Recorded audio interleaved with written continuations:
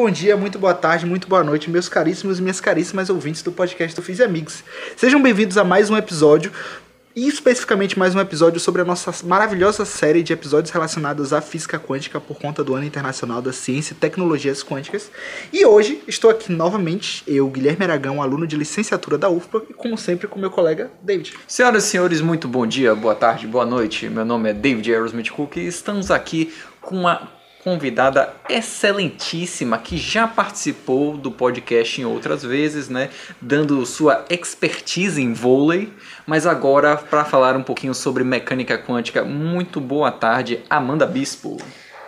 Olá pessoal, muito obrigada pelo convite. Eu vim falar um pouquinho aqui sobre a parte experimental da física quântica, né, a parte como é que a gente tira os dados, com o que é que eu trabalho, e um pouquinho da teoria ali, um pouquinho da história, Perfeito. De onde que veio, como que veio. Perfeito, então acho que esse é um bom ponto de partida, assim.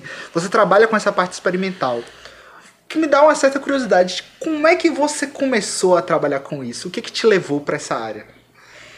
Então, eu sempre curti a física experimental / aplicada, né? A teórica sempre fugi da teórica. E aí eu estava saindo de uma IC lá no IGEL e eu estava buscando novos horizontes para poder descobrir se ia me chamar daquele jeito, sabe? Perfeito. Que a gente entra na faculdade aqui querendo que os olhos brilhem com alguma coisa. E aí teve a oportunidade de eu começar a trabalhar lá no LENF, né, que é o Laboratório de Espectroscopia Molecular e Filmes Finos. E aí a gente começou com uma análise de fragmentação, né, de uma molécula heterocíclica, que no meu caso é o p-Hall. E a gente estuda basicamente a interação dessa molécula com elétrons acelerados. E o que é que essas colisões, né, elas vão gerar, o que é que a gente vai tirar, né, lá no final o que é que vai para o computador, o que é que a gente analisa com os dados, que a gente sai com um documento em TXT com vários números e tempos. Incrível. E aí a gente joga em outro software para poder ver qual é a cara daquela reação. Agora uma dúvida particular minha, eu vou sair um pouco da pauta. Mas a questão Se eu puder responder. Não, fica, você vai conseguir, tenho fé em você.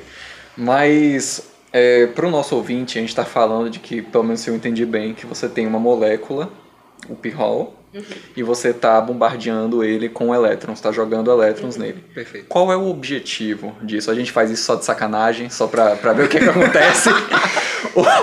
ou tem alguma coisa mais a fundo? O que é que acontece? Que informações eu posso tirar disso? Essa é a minha pergunta. Tá, do bombardeamento a gente tira informações relacionadas a essa fragmentação para a gente entender como é que essa radiação, no meu caso elétrons, mas tem estudos com fótons e por aí vai, né? O que é que essa radiação, quando interagindo com essa moléculas heterocíclicas no geral, de novo no meu caso o p-Hall, o que é que acontece com essa molécula, mas por que essa molécula e por que moléculas heterocíclicas? A minha molécula, minha não, que ela não é minha. Não, mas tudo bem. A molécula que você adotou. Perfeitamente. Ela é uma molécula pouco estudada e ela tem uma simetria que ajuda muito na parte teórica, que é a parte que o Lucas fez, né, no ano passado. E aí a gente adotou ela porque ela é pouco estudada. E como são moléculas carbonadas, né, tem carbono, nitrogênio, hidrogênio, sim. São moléculas que são base para compostos, elas são base para aminoácidos, que são base para a vida. Então, para a gente estudar, por exemplo, na astroquímica, né, em relação à vida, né, como Perfeito. é que essa radiação ela interage com esse tipo de molécula, e também alguns tipos de danos em tecidos biológicos no geral. Então, existe uma certa aplicação, é mais experimental, mas existe a parte também da física aplicada, né, para uma... Perfeito. É justamente esse o ponto que eu queria perguntar. Porque, tipo assim, para alguns dos nossos ouvintes, pela forma como foi passado, parece muito mais, e alguns dos nossos colegas têm opiniões com relação a isso, parece muito mais um trabalho de química. Tipo, qual é a parte em que a gente entra? Porque a gente sabe que a física vai muito além do que o senso comum diz respeito ao que a física parece ser. Mas em qual ponto, especificamente, na sua opinião, você acha que o seu trabalho tem uma relação mais com a física por si só? Quando eu entrei no curso, logo no início, existia você sai do ensino médio, aí você escolhe fazer física, Sim. que foi o meu caso, e acho que de todo mundo. Aí... E vocês vêm com uma visão de que a física é a matemática aplicada, e aí um pessoal aqui começa a falar que a química é a física aplicada, e a biologia é a química aplicada, e por aí vai, e tudo no final é filosofia aplicada. Perfeito. Enfim.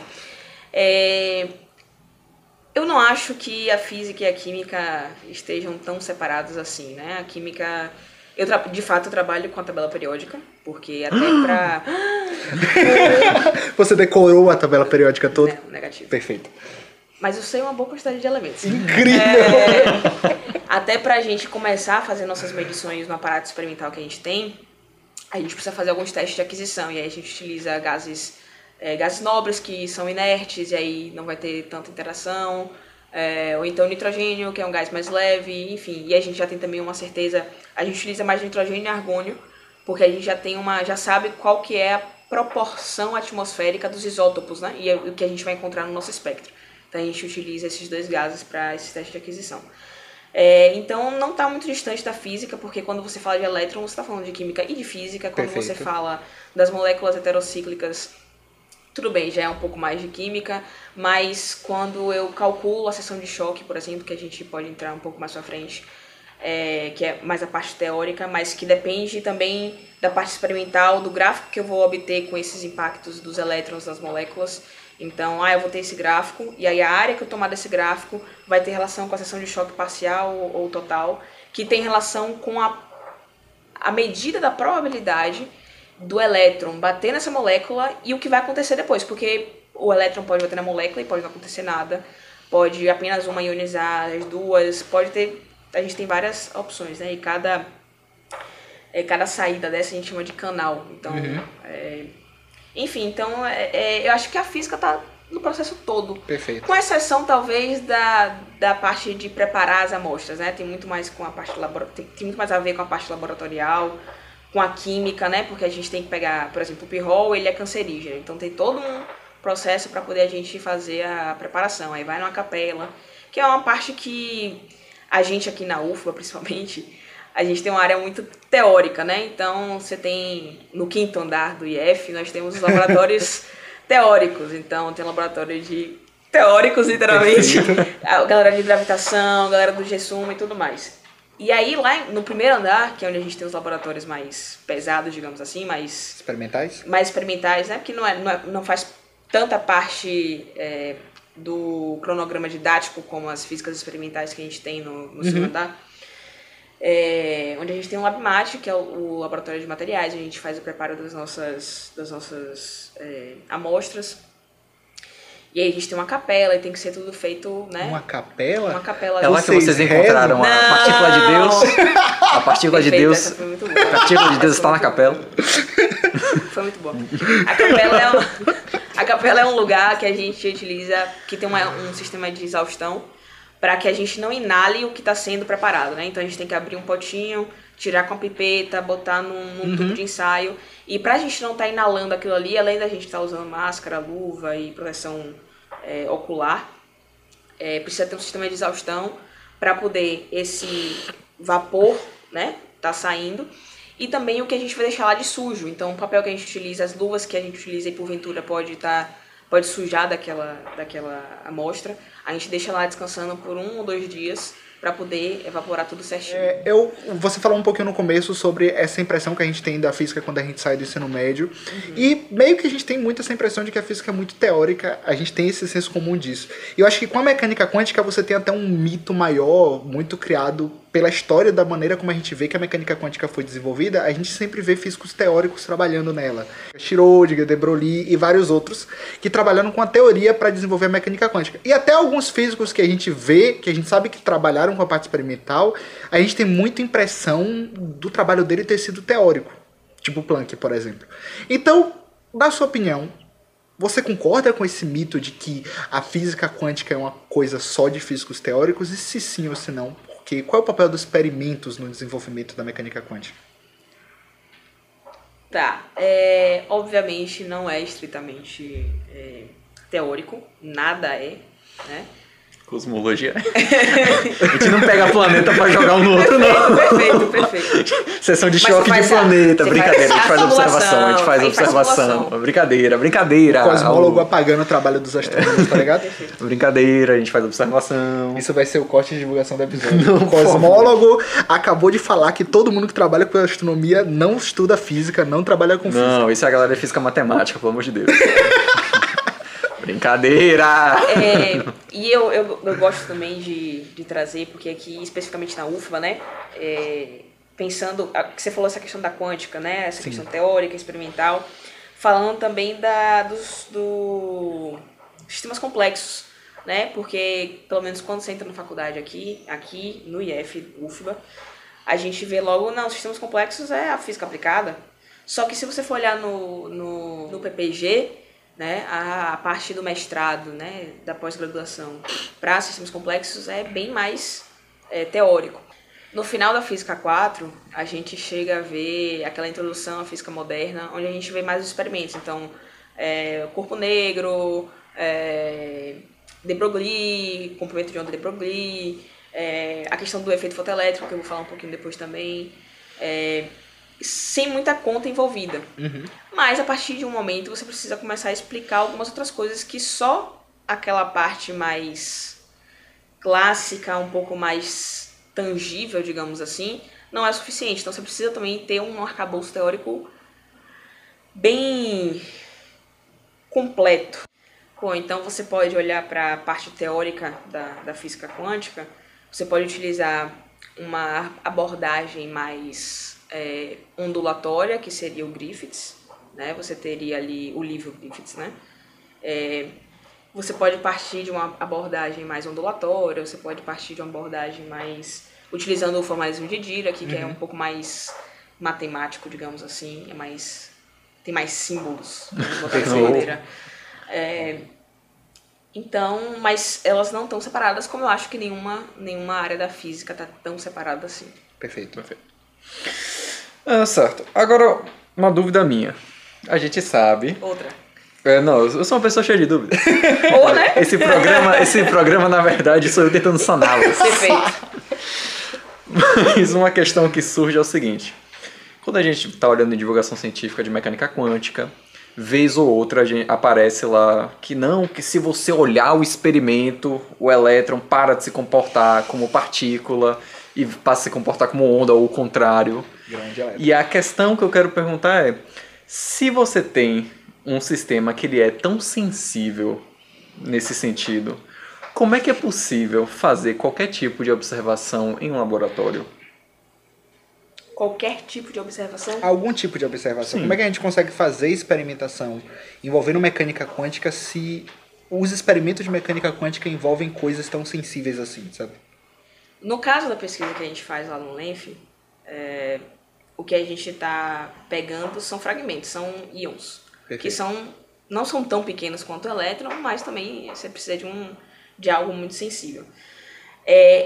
A priori, para o caso dos elétrons, dos cátions, enfim, que a gente utiliza um quadrupolo de massa, no final, no lugar onde esses fragmentos vão ser identificados, nós temos um amplificador de sinal, porque esse sinal elétrico, né, ele vai ser amplificado através de um copo de Faraday, através de um mecanismo que funciona como um espelho, né, com a fibra ótica, por exemplo. Perfeito. Que você vai espelhando e isso vai aumentando os seus raios, digamos assim. Sim.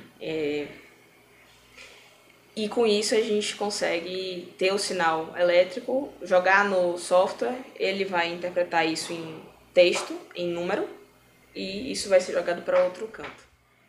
Pensando na dualidade da partícula, historicamente falando, como é que foi medido, né?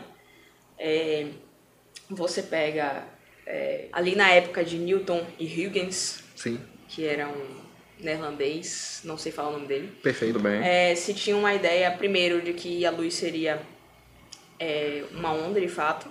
Depois, Newton ali veio com a ideia mais corpuscular. E você chega com Maxwell e Young, pelo experimento de fenda dupla, de que tem interferência, é uma onda. E Maxwell vai começar a explicar lá todo o eletromagnetismo. E aí vem o efeito fotoelétrico, que como é que você joga luz numa placa de metal e sai um elétron? Sim. E aí vem Einstein explicando, não, é partícula. Só que aí é que começa toda a questão de que é partícula e onda. Então, ora uma coisa, a parte ondulatória vai explicar um fenômeno, ora a parte corpuscular vai explicar outra. E aí, depois disso, a gente tem de Broglie, que vai dizer o seguinte, se o que antes era luz, era onda, vira partícula, será que o que é partícula hoje vai virar onda? Pode virar onda também? E aí você começa o estudo com elétron, que aí você vai ter, se não me engano, é Davidson e Germer, posteriormente Thomson, já não vou me lembrar os nomes exatamente, que jogam um feixe de elétrons numa dupla fenda e o que acontece? Acontece uma interferência. Então, o elétron é uma onda também. Legal. Então é possível, no final das contas. Não é impossível. Não. É super possível. Perfeito. Mas é legal que você falou vários nomes e vários experimentos diferentes, você acabou citando, todos eles relacionados ao estudo da mecânica quântica por si só. E acho que é uma pergunta um pouquinho mais pessoal. Tipo assim, você que trabalha com essa parte experimental, você que estuda esses experimentos, mesmo que não de forma direta, mas indiretamente, para você, desses muitos experimentos que foram construídos com o passar do tempo para desenvolvimento da mecânica quântica, qual deles você consideraria como mais importante, o mais relevante para a formação dessa teoria e por quê? Eu acredito que tenha sido, de fato, a descoberta da dualidade do elétron. E mais posteriormente o experimento de Stergelic para o spin, mas aí já é uma outra... A física quântica já está um pouco mais estabelecida, né? Sim. Quando se chega a essa ideia de spin. Então eu acho que começa, de fato, ali no elétron não sendo mais só partícula. Como a limitação tecnológica da nossa época afeta o avanço no desenvolvimento da física quântica? Isso é, existem fenômenos ou hipóteses dessa teoria que ainda não podemos testar por não termos tecnologia? Como eu falei anteriormente, eu citei a parte da computação quântica e os qubits e tudo mais. E a quântica hoje, na minha visão pelo menos, e como eu acho que a sociedade vem visto, ela está indo para um campo do seguinte, a gente precisa de mais espaço, de mais dados para guardar mais coisa, e a gente precisa otimizar isso, vamos ver o que a gente consegue utilizar da física quântica. Então eu não sei exatamente quais seriam as limitações dentro do que eu vejo que hoje é mais utilizado da física quântica fora da universidade, digamos assim, do que as pessoas veem, né, sendo falado o tempo inteiro. Ninguém ouve falar do P-hall, do elétron que bate no P-hall, mas o pessoal, a sociedade no todo, o público fora da universidade, fora do meio acadêmico, vê computação quântica e casos de charlatanismo, né? Aí já são outros Você 500. está falando da maquiagem quântica que eu comprei para dar para minha mãe de presente ontem? Ah, que bom. É o puxão quântico, não? Okay. Sempre bom checar as nossas compras são corretas, né? Perfeitamente. Eu vi outro dia um post de gratidão quântica. Uau! Que aí me falava de energia, que as suas energias, o seu chakras. Perfeito. Seus chakras e alinhamento, energia e quântica. E por ser uma coisa que não é tão bem difundida e que, em certos momentos, difícil de compreender quando você não está fazendo, né, uma graduação em física. É difícil em física, bem difícil em física. Sim. Quando você só ouve falar e você acha bonito, e aí você começa a trazer isso para outras coisas, e você vai falando palavras bonitas que as pessoas não vão fazendo correlações, não vão entendendo e vão comprando aquilo que você está vendendo, né? Então, voltando lá para a computação quântica, que é o que eu acho que é visto mais fora da universidade, eu não sei dizer quais são as limitações tecnológicas. Mas hoje, dentro do laboratório e dentro do que eu faço, nós temos algumas limitações relacionadas às energias que a gente pode acelerar os elétrons para colidir com as moléculas, por exemplo. Então, você tem estudos, óbvio, quanto maior o seu canhão de elétrons, digamos assim, mais energias você consegue variar. Então, hoje a gente só consegue baixar até 55 electronvolts. E o ideal é que a gente fizesse um estudo também para energias mais baixas, 10, 15 electronvolts. Então a gente também está estudando o nosso próprio equipamento, né? Como é que a gente consegue melhorar, calibrar, trocar a resolução, ver o que a gente consegue fazer, abaixar a energia, aumentar a energia. Então a gente segue nessa luta com os recursos que a gente tem aqui no nosso laboratório. Legal. Enfim, acho que a gente já pode se encaminhar para a finalização, para as considerações finais do nosso episódio. Da outra vez que você veio aqui, eu não lembro se a gente fez direito essa pergunta para você, mas se a gente fez, a gente pede que você responda com uma resposta diferente. Que é a nossa pergunta tradicional do podcast. Perfeito.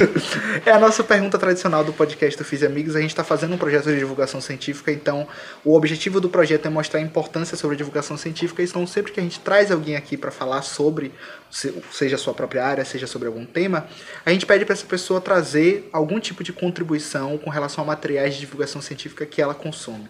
Então você, Amanda, como uma consumista de materiais de divulgação científica, você recomendaria algum tipo de material de divulgação científica que você consome, que você gosta, que você tem ouvido falar para os nossos ouvintes? Bom, desde o finalzinho do ensino médio, eu sigo uma página no Instagram que é o Ciência USP, que publica os estudos que são feitos lá na Universidade de São Paulo. Legal. E como tem muitas áreas, né, eu acabo sabendo sobre biologia, acabo sabendo sobre a parte de humanas e tudo mais, então eu gosto bastante. Eles fazem um postzinho, dão uma breve descrição ali na legenda e mandam o link para você ler depois. É como se fosse uma revista da universidade, digamos assim. E tem também uma bióloga influencer, digamos assim, que é a Mari Krugler. Não me lembro exatamente se esse é o sobrenome dela, mas eu gosto muito da divulgação científica que ela faz. Até falando assim, às vezes, como ela é bióloga, ela traz mais uma questão do corpo, as vitaminas que você usa, a proteína que você vai comer, Legal. Enfim. E quando ela faz esses vídeos, que são reels, geralmente ela traz o DOI, que é o código, né, dos artigos científicos que dizem o que ela está dizendo. Bom. Então, eu já assisti um vídeo dela sobre lavagem nasal, por exemplo, como você deve fazer, se é com água ou se é com soro. O ideal é que seja com soro, porque a água você pode acabar inalando e dar problema. E ela joga o DOI de todos os artigos que ela utilizou para poder fazer aquele reels. Então, eu acho algo bem interessante. Na parte de física, eu atualmente consumo o canal no YouTube Why Física. Bom. Que ele faz tanto a parte didática, de ensinar algumas matérias do curso de graduação de Física, como também conversas, bate-papos, né, sobre a carreira dele, sobre o que ele fez no doutorado, sobre o evento que ele foi apresentar um pôster ou uma apresentação e tudo mais, sobre prêmios... prêmio Nobel, né? Quem ganhou naquele ano, sobre o que foi, coisas assim. E eu já consumi também o finado Queda Livre, que hoje é o Universo Narrado. Meu Deus! Que virou... Vamos deixar no ar. O que virou? Senhoras e senhores. É uma pena. Primeiro ponto, eu gostaria de agradecer primeiramente a meu colega Guilherme, que está aqui comigo todo o programa. É sempre um prazer fazer esse projeto. E a gente também gostaria de agradecer a você, Amanda, por ter tirado um pedaço do seu tempo e vindo aqui falar um pouquinho sobre ciência para os nossos ouvintes. Você tem algum recado final que você quer mandar para os nossos ouvintes, para as pessoas que estão nos ouvindo? Depende. Se as pessoas que estão nos ouvindo são de física, continuem firmes se vocês estiverem da metade do final do curso. Perfeito. Se vocês são de fora de física... Continue até a metade do curso. Perfeito. Brincadeira, pode falar. Se vocês são de fora de física, olhem para a ciência com um pouquinho mais de carinho e olhem para o mundo com um pouco mais de curiosidade. Perfeito. Acho que essa é uma excelente forma de encerrar o nosso episódio. Muito obrigado a todos os ouvintes que estão sempre nos acompanhando. Acompanhe os próximos episódios sobre divulgação científica, especificamente sobre o nosso especial de mecânica quântica. Ainda vão sair mais alguns episódios, provavelmente, do nosso especial. E é isso. Continue nos acompanhando e bom dia, boa tarde, boa noite.